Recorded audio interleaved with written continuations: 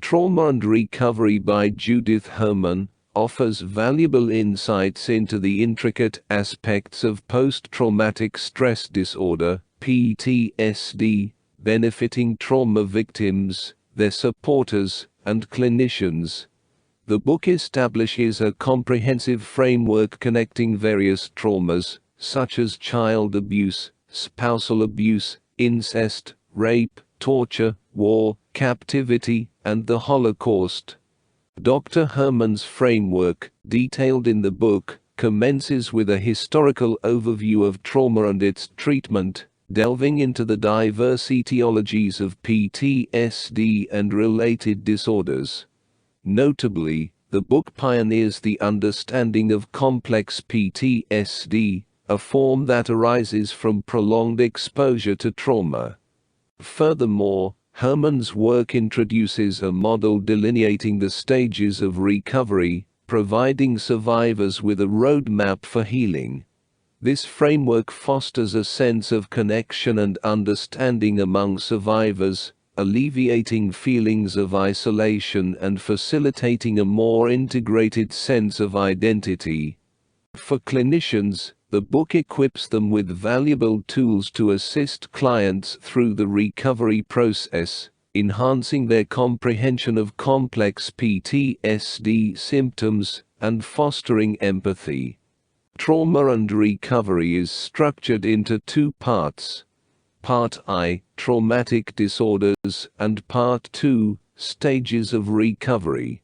Part I initiates with a chapter titled A Forgotten History, drawing parallels between the history of trauma and episodic amnesia.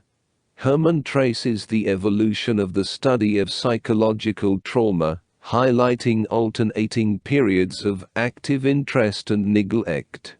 She argues that the examination of trauma gained traction, largely due to the shell shock experienced by World War I soldiers.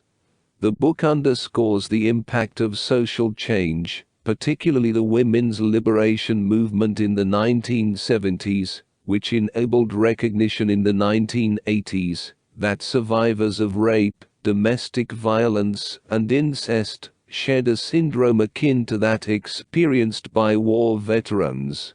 Therapists can leverage this historical account as a means of modeling resilience for clients. By exploring the evolution of the psychological study of trauma, survivors are encouraged to confront their own traumas as part of a positive trend in history. Trauma and Recovery thus stands as a powerful resource, blending research, interviews, and experiential knowledge to guide both highly literate clients and clinicians through the complexities of trauma and recovery. In Trauma and Recovery, Judith Herman delves into the profound understanding of trauma, exploring the meaning of terror, and shedding light on how seemingly ordinary atrocities can overwhelm the mind as extraordinary experiences. Her insights aim to foster a sense of commonality among survivors, emphasizing the adaptive mechanisms, such as dissociation, that individuals employ during prolonged trauma. Herman examines how dissociation and lingering fight or flight responses may persist maladaptively, even when the survivor is no longer in imminent danger or captivity. The book also addresses the tendency of individuals to withdraw, despite the potential benefits of social support, and highlights the societal role in perpetuating the powerlessness of victims through legal and social safeguards that protect perpetrators. A significant contribution of Trauma and Recovery lies in Herman's exploration of the role of extended trauma, such as child abuse, in the development of complex PTSD. She critiques the stigmatizing labels, like borderline personality disorder, suggesting that they hinder healing, while the symptoms align more constructively with the broader framework of complex PTSD. The disorder's criteria include prolonged exposure to totalitarian control and alterations in affect regulation, consciousness, self-perception, perception of the perpetrator, perception of relations, and sense of meaning. While Part I provides a comprehensive understanding for clinicians, it may be overwhelming for survivors to tackle in one go. Herman's candid depiction of surviving extreme trauma, along with the identification of risk factors, serves as a valuable resource for at-risk survivors. However, careful chapter assignment by a clinician, attuned to the client's readiness, ensures that meaningful insights are gained without overwhelming the individual.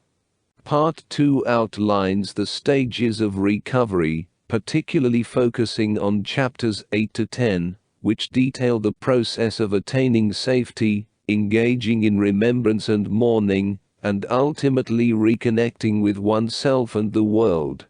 Herman emphasizes the individual nature of these stages, acknowledging their potential intermingling. For clinicians, other chapters explore the complexities of the therapist-client relationship and provide a model for group therapy. Herman underscores the caution required in selecting group therapy as a mode of treatment, suggesting that group composition and focus align with the client's current stage of recovery. This section proves valuable to both clinicians and survivors navigating the intricate path toward healing. Every clinician working with trauma victims should consider having a copy of Trauma and Recovery in their collection. This text offers profound insights that psychologists can benefit from and revisit over time. When using the book for bibliotherapy, clinicians need to ensure its appropriateness for the client's level of understanding. Judith Herman writes eloquently but at a sophisticated level, making the book potentially less suitable for younger individuals, non-native English speakers, or those with less formal education. Similar to Herman's recommendation regarding survivor groups, clinicians should also consider the client's stage of recovery when selecting specific chapters or excerpts. When chosen thoughtfully, passages from Trauma and Recovery can catalyze valuable discussions between survivors and clinicians, fostering insight and a sense of commonality. One potential weakness of the book may be its unsuitability for less fluent or less educated readers. Additionally, due to its comprehensiveness, some of the most literate readers may find the entire book overwhelming. Critics might argue that the book provides limited guidance on practical steps toward recovery. However, these potential drawbacks seem outweighed by the book's overall usefulness. Trauma and Recovery serves as a resource that can significantly enhance a clinician's knowledge and provide survivors with valuable insights and a sense of connection in a world where they might otherwise feel isolated.